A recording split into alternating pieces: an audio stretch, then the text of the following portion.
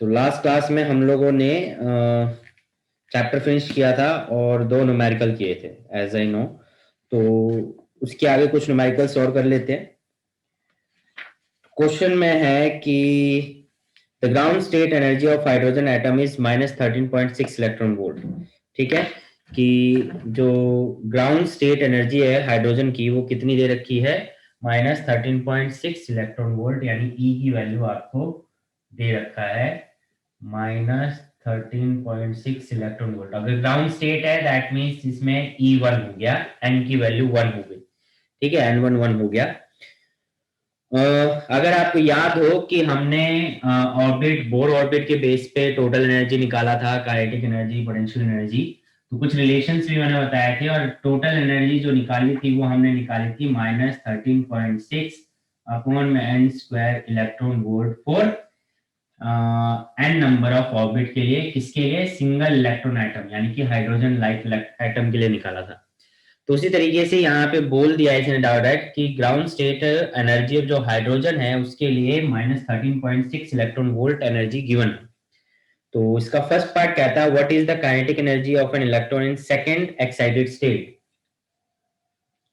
तो second excited state में kinetic energy पूछ रहा है। ठीक है, यानी कि n की वैल्यू 2 है यहाँ पे। सेकंड एक्साइटेड मतलब कि क्या हो गया, n की वैल्यू 3 होगी। यानी फर्स्ट एक्साइटेड स्टेट 1 से 2 पे जाएगा, सेकंड एक्साइटेड स्टेट 2 से 3 पे जाएगा, यानी कि n नंबर ऑफ 3 हो गया सेकंड एक्साइटेड स्टेट। उस पे काइनेटिक एनर्जी पूछ रहा है।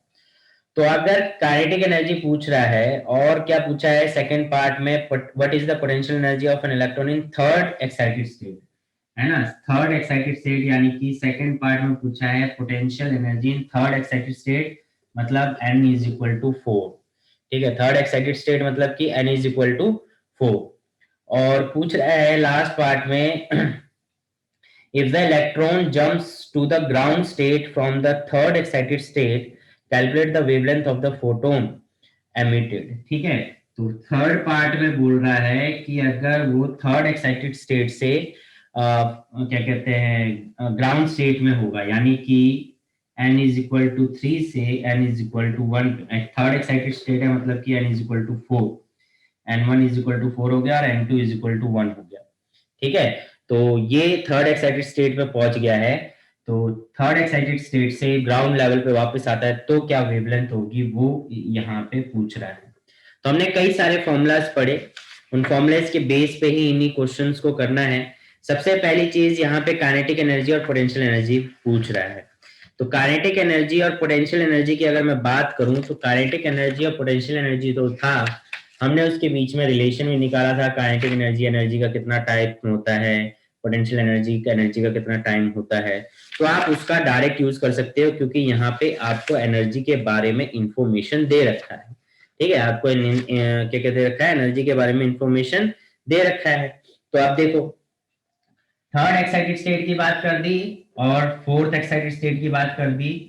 मतलब थर्ड एक्साइटेड, सेकंड एक्साइटेड, यानी n3 n4। तो हम n3, हमें n1 के लिए एनर्जी हमारे पास है ग्राउंड लेवल के लिए, हमें n3 के लिए एनर्जी चाहिए, हमें n4 के लिए एनर्जी चाहिए। तो वो हम कैलकुलेट कर लेते हैं इस फॉर्मूले के बेस पे। अगर हमें n3 के लिए चाहिए तो 3 के लिए फॉर्मूला क्या हो जाएगा, -13.6 अपॉन में 3 का स्क्वायर 9 इलेक्ट्रॉन वोल्ट। और इसको सॉल्व करोगे तो आपको कितना मिलेगा, ये मिलेगा -1.51 इलेक्ट्रॉन वोल्ट। इसी तरीके से n4 के लिए सॉल्व कर लोगे, -13.6, 4 का स्क्वायर 16 इलेक्ट्रॉन वोल्ट। तो ये कितना आ जाएगा आपका 0.85 इलेक्ट्रॉन वोल्ट। क्या आ जाएगा, 0.85 इलेक्ट्रॉन वोल्ट आ गया हर एक एनर्जी का। नाउ अगर आपको याद हो जो काइनेटिक एनर्जी था, वो काइनेटिक एनर्जी एनर्जी का कितना टाइम्स था, इक्वल था। काइनेटिक एनर्जी जो था वो एनर्जी का क्या था, इक्वल था, बस माइनस ऑफ एनर्जी हो गया था। तो अगर n3 की बात कर रहा है और एक्साइटेड स्टेट में n3 है तो आपकी काइनेटिक एनर्जी E3 के माइनस के इक्वल होगी। और E3 हमारा आया है -1.51 electron volt. That means 1.51 electron volt आपकी क्या आ गई, काइनेटिक एनर्जी। ठीक है, सेकेंड एक्साइटेड स्टेट में। पोटेंशियल एनर्जी तो था, पोटेंशियल एनर्जी क्या है, पोटेंशियल एनर्जी जो था हमारा वो था double of energy. Potential energy के बीच में रिलेशन निकाला था, वो क्या होता है, डबल ऑफ एनर्जी। तो डबल ऑफ एनर्जी हो गया एनर्जी कौन से एक्साइटेड स्टेट में, थर्ड एक्साइटेड स्टेट में। तो थर्ड एक्साइटेड स्टेट में हमने एनर्जी निकाला है दैट इज माइ 0.85, तो हम कर देंगे 2 इंटू माइनस 0.85 इलेक्ट्रॉन वोल्ट, जो कि कितना आ जाएगा मल्टीप्लाई करने पे, जो कि कितना आ जाएगा मल्टीप्लाई करने पे 1.70, कितना आ जाएगा 1.70 माइनस का इलेक्ट्रॉन वोल्ट। ठीक है, कितना आ जाएगा 1.70 माइनस का इलेक्ट्रॉन वोल्ट। ठीक है, तो ये आपके पास आ गई पोटेंशियल एनर्जी। अब वेवलेंथ निकालने के लिए बोल रहा है, तो वेवलेंथ निकालने के लिए आपने रिडबर्ग कांस्टेंट का फॉर्मूला हमने पढ़ा था, वेवलेंथ निकालना है। तो रिडबर्ग कांस्टेंट का फॉर्मूला क्या था आपके पास, रिडबर्ग कांस्टेंट का फॉर्मूला था, एक तो आप रिडबर्ग कांस्टेंट से निकाल सकते हैं, ठीक है, दो तरीके हैं, या तो आप रिडबर्ग कांस्टेंट फॉर्मूला अप्लाई करो, ठीक है, या फिर रिडबर्ग कांस्टेंट फॉर्मूला अप्लाई करोगे तो क्या आता है 1/लैम्डा is equal to R 1/n1 का स्क्वायर माइनस 1/n2 का स्क्वायर। n1 हो गया 4, n2 हो गया 1, इसको सॉल्व करोगे रिडबर्ग की कांस्टेंट की वैल्यू आपको मैंने लिखवाई थी, रेसिप्रोकल करोगे वेवलेंथ आ जाएगा।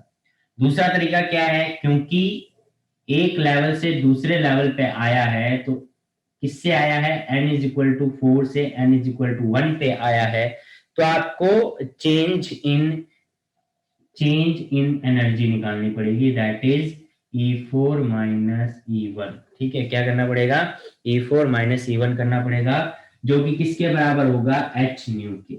अगर आप E4 आपने निकाल रखा है, ठीक है 0.85, E1 आपको गिवन है माइनस 13 इलेक्ट्रॉन वोल्ट, h की वैल्यू आप जानते हो, और ये हो गया न्यू।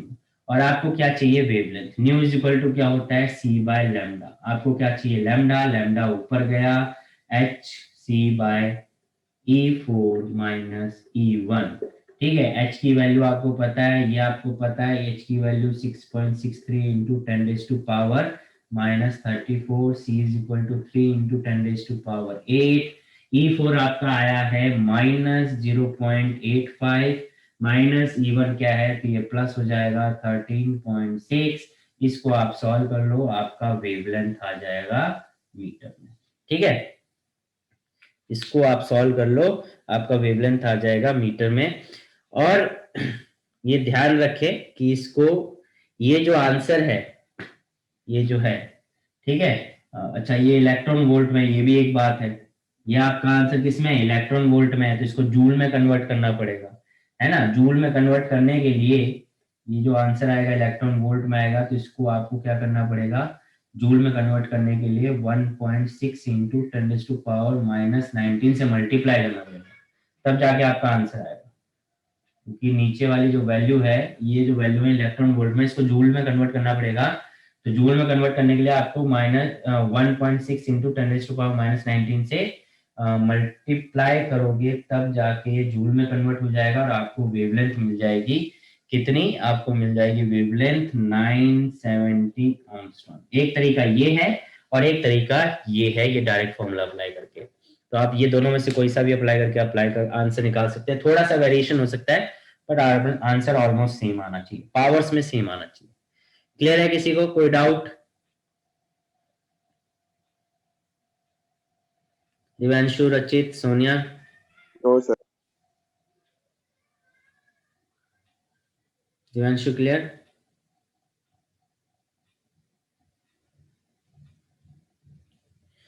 ओके, तो ये क्वेश्चन था।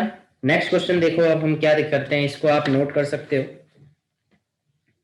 नेक्स्ट क्वेश्चन है that is the energy level diagram of an element is given, यानी कि एलिमेंट आपको गिवन है। Identify doing necessary calculation which transition corresponding to the emission of a spectral line of wavelength 102.7 nanometre. तो इसको मैं rub कर रहा हूं।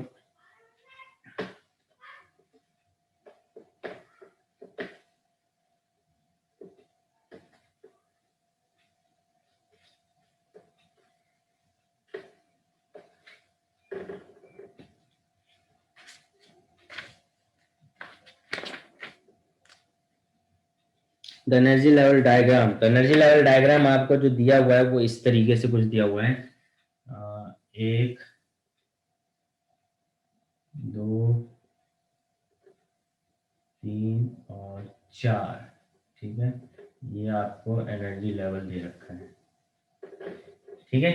तो इसमें क्या है, आपका एक ट्रांजिशन है, ये हो गया -13.6 इलेक्ट्रॉन वोल्ट, और ये हो गया -3.4 इलेक्ट्रॉन वोल्ट, ये हो गया -1.5 इलेक्ट्रॉन वोल्ट, और ये हो गया -0.85 इलेक्ट्रॉन वोल्ट, ठीक है।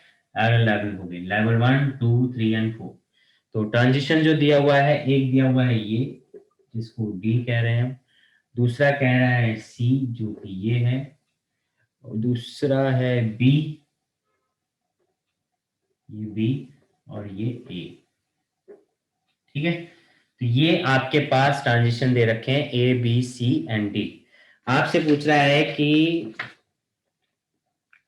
identify the doing necessary calculation which transition corresponding to the emission of a spectral line of wavelength, wavelength given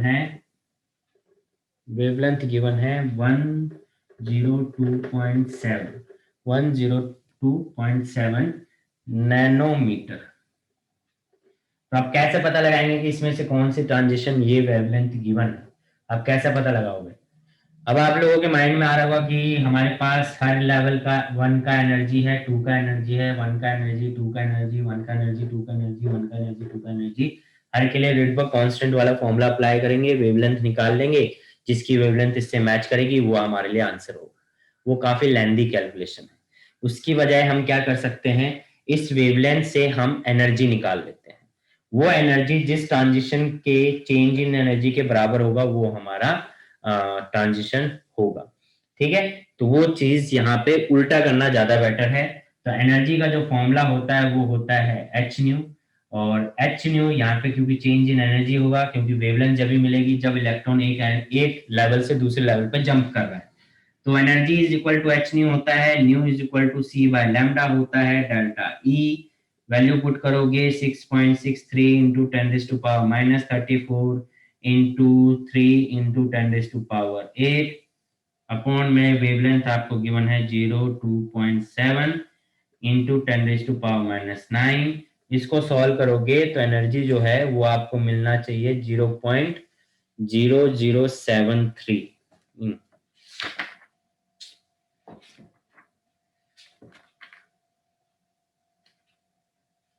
वो आपको मिलेगी 12.097 इलेक्ट्रॉन वोल्ट। ये आपको चेंज इन एनर्जी मिलेगी, जो कि अप्रोक्सीमेटली आपका 1 के इक्वल हो गया, जो कि किसके बराबर हो गया, अप्रोक्सीमेटली 12.1 इलेक्ट्रॉन वोल्ट के बराबर हो गया। अब किसका डिफरेंस 12.1 के बराबर आ रहा है, इसका करोगे नहीं आ रहा, ए का चेंज 0.85 जो 1.5 में से माइनस करोगे नहीं आएगा, बी का 0.85 3.4 में से नहीं करोगे नहीं आएगा, 1.5 3.54 में से करोगे नहीं आएगा, 13.6 में से 1.5 माइनस करोगे तो आ जाएगा, है ना, तो आ जाएगा। तो इसका मतलब क्या हुआ कि जो डी है वो हमारे लिए होगा। तो 4D अगर देखोगे तो चेंज इन एनर्जी जो है वो आपका कितना आ रहा है, वो आपका आ रहा है -1.5 और minus minus plus 13.6 which is equal to 12 point something आ रहा है।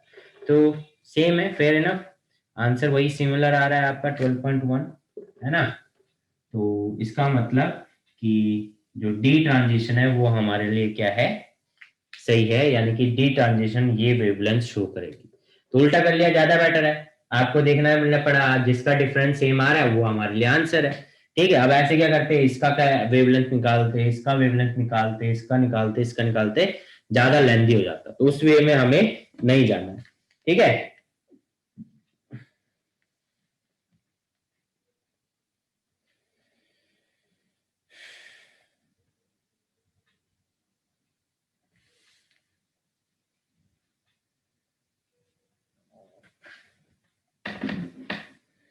चलिए तो आगे बढ़ते हैं नेक्स्ट क्वेश्चन की तरफ। क्लियर है ये? आई गेस क्लियर होगा, डाउट है तो पूछ लेना।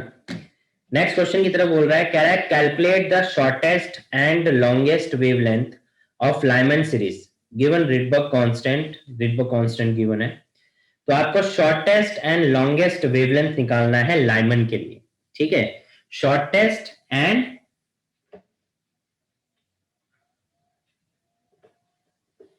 लॉन्गेस्ट। देखो फॉर्मूला जो पढ़े हो वो फॉर्मूला पढ़े हो आप क्वेश्चन में, 1/λ=r 1/n1 का स्क्वायर माइनस 1/n2 का स्क्वायर, ठीक है?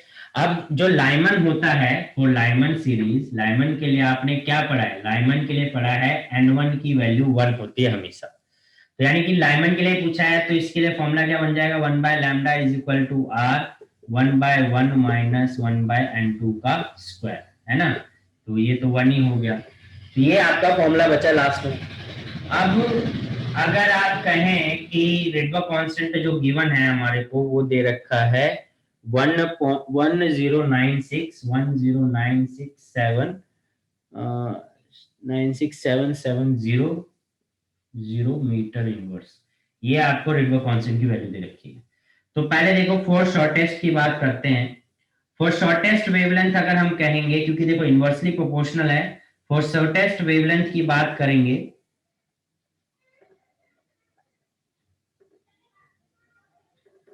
शॉर्टेस्ट वेवलेंथ की जब भी बात करोगे तो n2 की वैल्यू क्या रखनी है? इंफिनिटी। यानी कि डिस्टेंस इतना ज्यादा होगा उतना डिस्टेंस उतनी वेवलेंथ छोटी आएगी, नहीं? ठीक है, तो शॉर्टेस्ट वेवलेंथ के लिए n2 क्या हो जाएगा आपका? इंफिनिटी आ जाएगा। तो n2 इंफिनिट आ गया, तो ये आ गया 1 बाय वेवलेंथ, r दे गया 1096770, 1 माइनस 1 बाय इनफाइनाइट, तो 1 बाय इनफाइनाइट 0 होता है, तो वेवलेंथ इज इक्वल टू क्या हो जाएगा? 1 by wavelength is equal to 10966770, ठीक है? तो ये आपका आया, माइनस करोगे 0 तो वही आएगा, ये आएगा आपके पास ना। और इसका उल्टा कर दोगे वेवलेंथ, तो वेवलेंथ इज इक्वल टू क्या हो जाएगा? 1/096770 इज इक्वल टू, इसको डिवाइड करोगे तो आपका आंसर कुछ आएगा 911.6 इंटू 10⁻⁻10 मीटर। ये आपकी वेवलेंथ आ जाएगी। इसी तरीके से अगर लॉन्गेस्ट निकालना है, फॉर लॉन्गेस्ट वेवलेंथ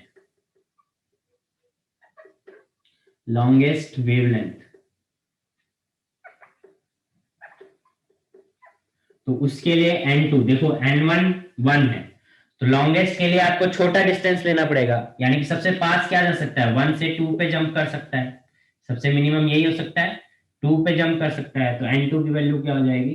2 हो जाएगी। n2 की वैल्यू क्या हो जाएगी? 2 हो जाएगी। तो आपके लिए क्या आ जाएगा कि 1/λ=1/r, तो r कितना है? 1096770, और n1/1 माइनस 1/2 का स्क्वायर कितना हो गया? 4। इसको सॉल्व करोगे तो 4 हो गया, कितना आ जाएगा? 3 माइनस 3/4 हो जाएगा ना, 1096770 3/4, ठीक है? अब इसको आप जब सॉल्व करोगे तो 3/4, तो वेवलेंथ कितना आ जाएगा आपका? इसमें आपका वेवलेंथ आ जाएगा 1215 इंटू 10⁻⁻10 मीटर, ठीक है? तो ये इस तरीके से आप वेवलेंथ को कैलकुलेट यहाँ पे कर सकते हैं, शॉर्टेस्ट वेवलेंथ और लॉन्गेस्ट वेवलेंथ में ये ध्यान रखना है कि शॉर्टेस्ट होगा तो ज्यादा डिस्टेंस लेना है, लॉन्गेस्ट होगा तो कम डिस्टेंस लेना है, और रिडबर्ग फॉर्मूले का यूज करते हुए सॉल्व कर देना है, ठीक है? यहां तक किसी को कोई डाउट?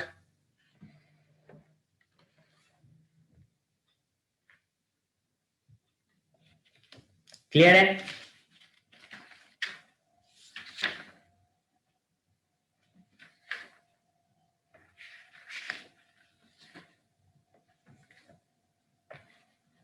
क्लियर है, आई गेस सबको क्लियर है। तो क्लियर है तो अच्छी बात है। अब इसके साथ साथ एनसीईआरटी के जो क्वेश्चंस हैं उनको भी करना जरूरी है, उसमें कॉन्सेप्चुअल कुछ क्वेश्चंस बनते हैं, ठीक है?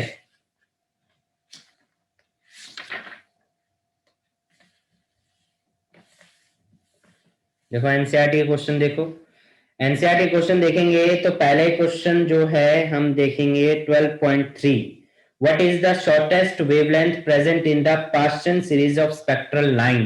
देखो इसी से रिलेटेड क्वेश्चन आ गया पहला 12.3। ठीक है 12.3 इसको मैं रख कर रहा हूं।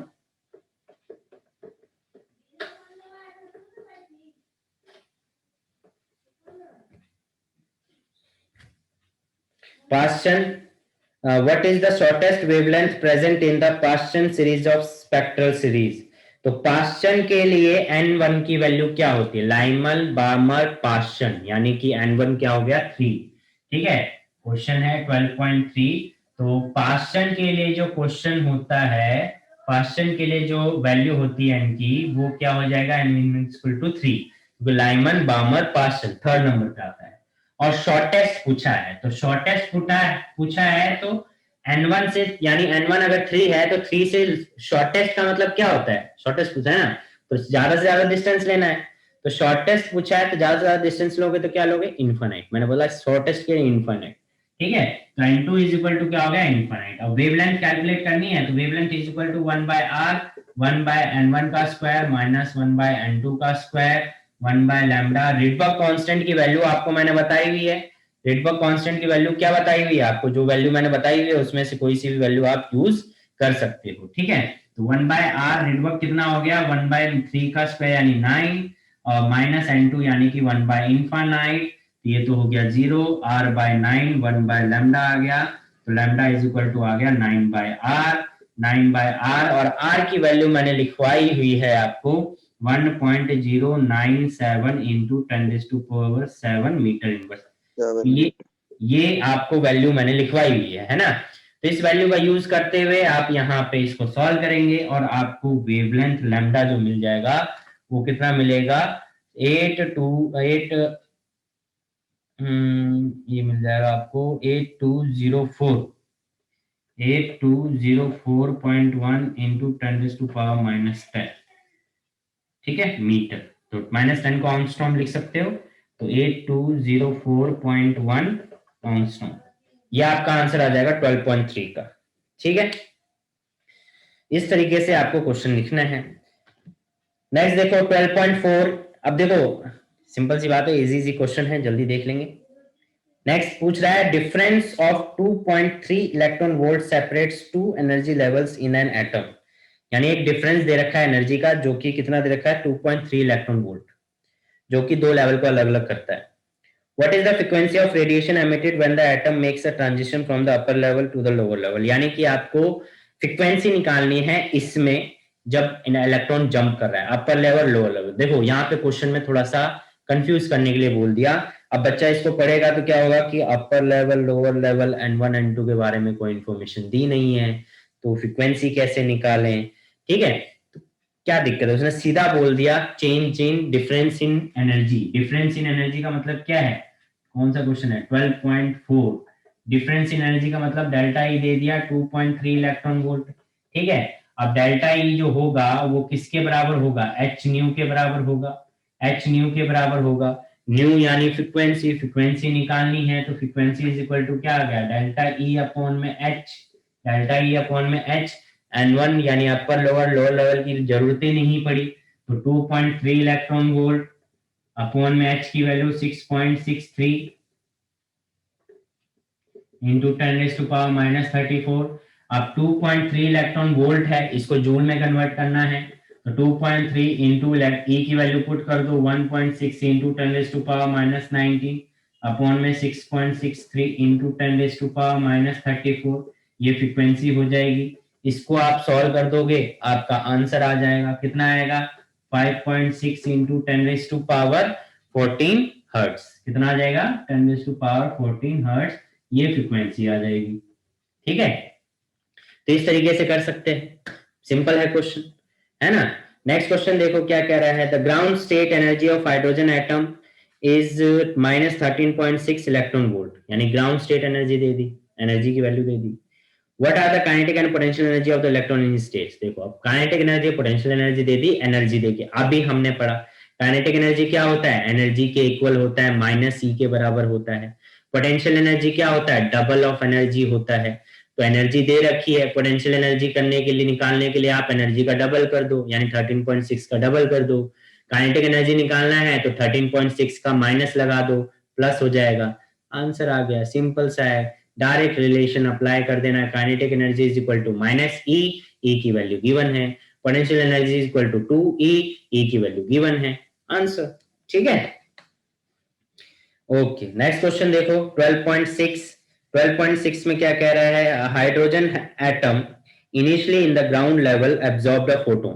ठीक है, कि जो हाइड्रोजन एटम है इनिशियली जब वो ग्राउंड लेवल पे था उसने कुछ एब्जॉर्ब फोटोन, फोटोन मतलब एनर्जी को एब्जॉर्ब कर लिया, which excited to n n is equal to 4। यानी कि देखो 12.6 में पहले वो अपने ग्राउंड स्टेट पे था हाइड्रोजन एटम में, तो हाइड्रोजन एटम का ग्राउंड स्टेट क्या होता है, n1 इज इक्वल टू 1 हो गया, और उसने कुछ फोटोन को ऑब्जर्व किया, फोटोन मतलब एनर्जी को ऑब्जर्व किया, और ऑब्जर्व करने के बाद वो एक्साइटेड हो गया किसमें, एक्साइटेड हो गया 4 में, 4 लेवल में, यानी n2 is equal to 4 level पे चला गया। Determine the wavelength and frequency of photon. Wavelength and frequency निकालनी है, कितना इजी क्वेश्चन है, देखिए आप इस ट्रांजिशन में, ट्रांजिशन कहेंगे क्योंकि जंप किया है 1 से 4 पे गया है, तो जंप किया है, जंप किया है मतलब ट्रांजिशन। अब ट्रांजिशन में एनर्जी आपको कैलकुलेट करनी है, और इसमें इसने बेसिकली पूछा है, क्या पूछा है, फ्रीक्वेंसी एंड वेवलेंथ। तो फ्रीक्वेंसी और वेवलेंथ आपसे पूछा है, तो फ्रीक्वेंसी वेवलेंथ क्या है, इसके लिए एनर्जी निकाल लो। आपको पता है एन के लिए क्या होता है, एन के लिए -13.6 बाय एन का स्क्वायर इलेक्ट्रॉन वोल्ट होता है। तो एक बार 1 के लिए एनर्जी निकाल लो, एक बार 4 के लिए एनर्जी निकाल लो। आपने क्या करा, E1 निकाल लिया, E4 निकाल लिया, है ना, E1 निकाल लिया, E4 निकाल लिया। अब आपको क्या चाहिए, फ्रीक्वेंसी चाहिए। फ्रीक्वेंसी के लिए क्या करो, चेंज इन एनर्जी निकाल लो। चेंज इन एनर्जी कैसे निकालोगे, ये आप निकाल लोगे, चेंज इन एनर्जी निकालोगे, क्या ये आ जाएगा -13.6 का 1 का स्क्वायर, या आ जाएगा -13.6 अपॉन में 4 का स्क्वायर, या आप कैलकुलेट कर लोगे। ठीक है, बहुत इतनी तो कैलकुलेशन आपको आती है।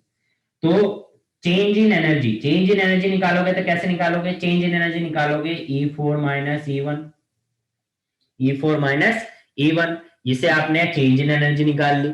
अब चेंज इन एनर्जी निकाल ली, उसको जूल में कन्वर्ट करोगे। जूल में कन्वर्ट करने के लिए आपको पता है, ठीक है, तो जूल में कन्वर्ट करने के लिए आप क्या करते हो, 1.6 इंटू 10⁻16 19 से मल्टीप्लाई करोगे, तो ये आंसर आपका जूल में आ जाएगा। ठीक है, जूल में आप इसको कन्वर्ट करोगे, ध्यान रखना ये इलेक्ट्रॉन वोल्ट में है, इसको आप जूल में कन्वर्ट करोगे, क्या करके मल्टीप्लाई करके 1.6 इंटू 10⁻19, और ये जूल में आंसर आ जाएगा।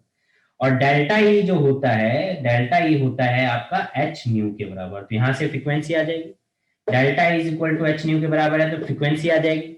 और फ्रीक्वेंसी क्या होता है, फ्रीक्वेंसी होता है C by lambda. Frequency is equal to क्या होता है, C by lambda, lambda is equal to C by frequency. तो आपकी वेवलेंथ भी आ गई।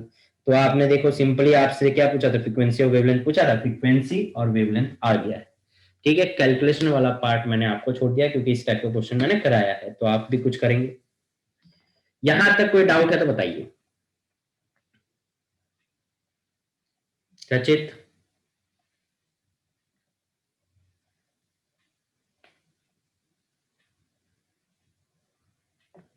दिव्यांशु, सोनिया,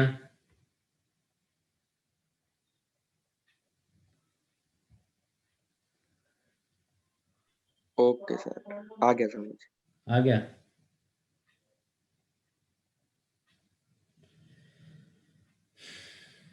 दिव्यांशु को भी क्लियर है, सोनिया को भी क्लियर है। चलो क्लियर है तो अच्छी बात है, बहुत बढ़िया, क्लियर हो गया आपको। ठीक है, तो 12.6 भी आप कर लेंगे। उसके बाद है 12.7। अब ये देखो, ये सारे फॉर्मूले जो हैं ये हमने जो डिराइव किए थे उन्हीं को फॉर्मूले को अप्लाई करके सॉल्व करना है। तो ज्यादा कैलकुलेटिव वाला पार्ट है ये, और ज्यादा कैलकुलेटिव वाला पार्ट एग्जाम में आता नहीं है। एग्जाम में थोड़ा नॉर्मल कैलकुलेशन वाले आते हैं, जैसे कि 12.8। ठीक है, 12.7 में जस्ट इसको आप खुद ही ट्राई करेंगे। ठीक है, ये बोर मॉडल के बेस पे है, बोर मॉडल के बेस पे सारी डेरिवेशन, फ्रीक्वेंसी, वेलोसिटी, रेडियस, इन सबकी फॉर्मूला हमने डिराइव किया, उन्हीं फॉर्मूले को यूज करते हुए आपको सॉल्व करना है, कुछ बड़ा नहीं है इसमें। ओके, हाँ बस टाइम पीरियड का ध्यान रखना। अगर आपसे टाइम पीरियड पूछा है, ऑर्बिटल पीरियड पूछता है, टाइम पीरियड, ऑर्बिटल पीरियड किसी भी ऑर्बिट के लिए, ठीक है, ऑर्बिटल पीरियड और टाइम पीरियड, अगर इन दोनों में से कोई सी भी एक चीज पूछता है तो आपको ध्यान रखना है कि टाइम इज इक्वल टू होगा यहाँ पे सर्कमफ्रेंस अपॉन में वेलोसिटी। तो जिस भी एंड के लिए पूछेगा वो वैल्यू, जैसे 1 के लिए पूछ रहा है तो 1 1, 2 के लिए पूछ रहा है तो 2 2, इस तरीके से आपको यूज करना है। नीचे वेलोसिटी हो गया, आर रेडियस हो गया, ठीक है। तो ये चीज आप यूज कर लोगे, ध्यान रखेंगे। 12.8 की बात करते हैं, सिंपल सा है। The radius of the innermost electron orbit of a hydrogen atom is 5.3 into 10⁻⁻11 metre. देखो इंटरमोस्ट किसके लिए? हाइड्रोजन एटम के लिए। हाइड्रोजन एटम के लिए इंटरमोस्ट इलेक्ट्रॉन का रेडियस आपको गिवन है ना, रेडियस आपको गिवन है इंटरमोस्ट इलेक्ट्रॉन का। तो इंटरमोस्ट इलेक्ट्रॉन जो हाइड्रोजन का होता है वो कौन से लेवल पे रिवॉल्व कर रहा होता है? पहले नंबर पे रिवॉल्व कर रहा होता है, क्योंकि एक ही इलेक्ट्रॉन होता है तो पहले नंबर में ही रिवॉल्व करेगा।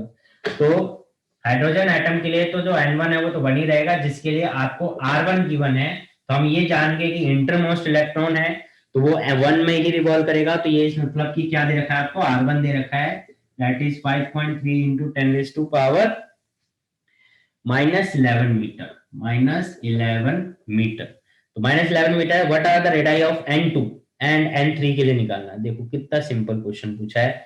अगर आपको याद हो, हमने रेडियस के लिए फॉर्मूला डिराइव किया था और मैंने बताया था आपको बकायदा कि जो एक तो डायरेक्ट रिलेशन भी मैंने बताया था, सॉरी, एन स्क्वायर करके, ठीक है, 5.3 0.593 ऐसे कुछ बताया था मेरे को ध्यान। हाँ, एक मैंने बताया था 0.529, ठीक है।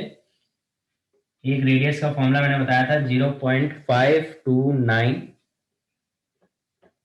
एंगस्ट्रॉम आर का एन का स्क्वायर, ये फॉर्मूला मैंने बताया था। तो ये फॉर्मूला एक है, ठीक है। अगर ये, तो ये एन स्क्वायर हो गया और ये जो है ये पहले ऑर्बिट का हो गया जो कि R1 है, ये सेम वैल्यू है, ठीक है, ये सेम वैल्यू है दोनों ही। तो इसके बेस पे हम फॉर्मूला क्या बना सकते हैं? R is equal to N square, R N के लिए R1, ये एक फॉर्मूला बन जाएगा इसके बेस पे। यानी कि किसी भी ऑर्बिट के लिए आपको रेडियस निकालना है तो वो नंबर ऑफ ऑर्बिट का स्क्वायर करो और जो पहले नंबर ऑर्बिट का जो रेडियस है उससे मल्टीप्लाई कर दो, ये फॉर्मूला बन जाएगा। तो आप, अगर आपको नंबर ऑफ ऑर्बिट दे रखा है ये फॉर्मूला लाना, तो ये भी यूज कर सकते हो। और जो हमें क्वेश्चन में गिवन है उसके अकॉर्डिंग जो है ये फॉर्मूला हमारा बन गया है, ठीक है। तो आर एन निकालना है, तो आर एन कौन कौन से निकालने हैं हमें? आर एन निकालने हैं 2 और 3। तो R2 निकालोगे तो एन एन का वैल्यू क्या हो जाएगी? 2 का स्क्वायर, और R1 कितना दे रखा है हमें? 5.3 इंटू 10⁻⁻11 मीटर। तो ये आपका आंसर आ जाएगा। फिर R3 निकालने के लिए बोला तो 3 का स्क्वायर 5.3 इंटू 10⁻⁻11, ठीक है। तो इस तरीके से आप कर सकते हो। मान लो अगर क्वेश्चन में R1 नहीं गिवन होता, ठीक है, मान लो क्वेश्चन में R1 गिवन नहीं होता, बोलता हाइड्रोजन एटम है, तो हाइड्रोजन एटम में इलेक्ट्रॉन जंप कर गया दूसरे लेवल पे और तीसरे लेवल पे। तो बताइए दूसरे लेवल और तीसरे लेवल का, यानी n इज इक्वल टू 2 और n इज इक्वल टू 3 का रेडियस क्या होगा? तो उसके लिए आपको ये फॉर्मूला लर्न होना चाहिए। अगर n इज इक्वल टू 2 होता तो सिर्फ 2 की वैल्यू पुट करते और सॉल्व कर देते। अगर 3 बोलता तो n की वैल्यू 3 पुट करते और सॉल्व करते। तो ये फॉर्मूला आपको फिर लर्न होना चाहिए, ये जो मैंने लिखवाया था 0.529 एंगस्ट्रॉम, ठीक है। तो इस तरीके से इस क्वेश्चन को आप कर सकते थे, बहुत इजी क्वेश्चन। 12.9 और 12.9 को भी इजीली कर सकते हो, बट इसमें बहुत ज्यादा कैलकुलेटिव वाला पार्ट है तो आप इसको छोड़ सकते हो, क्योंकि ये इसमें पूरी कैलकुलेशन हर एक स्पेक्ट्रम दिखाना पड़ेगा, तो आप इसको छोड़ सकते हो, ठीक है।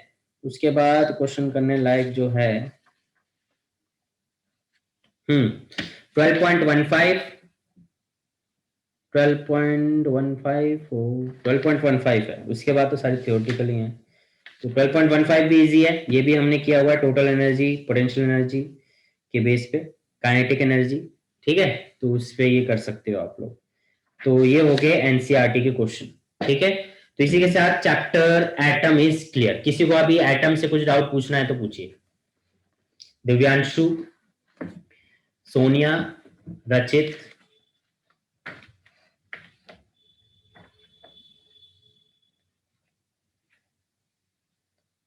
Divanshu, any doubt?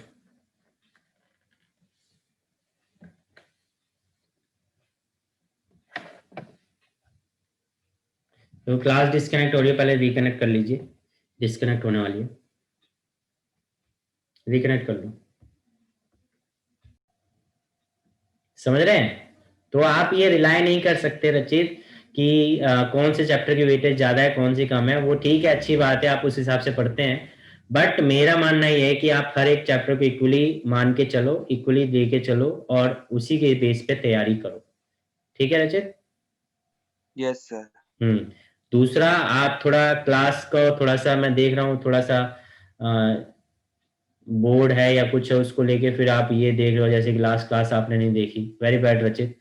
मैं एक्सपेक्ट करता हूँ कि अगर आप लोग क्लास मिस करते हैं, बाकी बच्चे भी, अगर मैं ये एक्सपेक्ट करके चल रहा हूँ कि अगर आप लोग क्लास मिस करते हैं या फिर जो ऑफलाइन मतलब रिकॉर्डिंग देख रहे हैं वो साथ साथ चल रहे हैं। कुछ बच्चे मैंने दिया असाइनमेंट बोल रहे हैं कि सर मैं अभी पीछे चल रहा हूँ, चल रही हूँ, इसलिए मैं असाइनमेंट नहीं कर पा रही हूँ।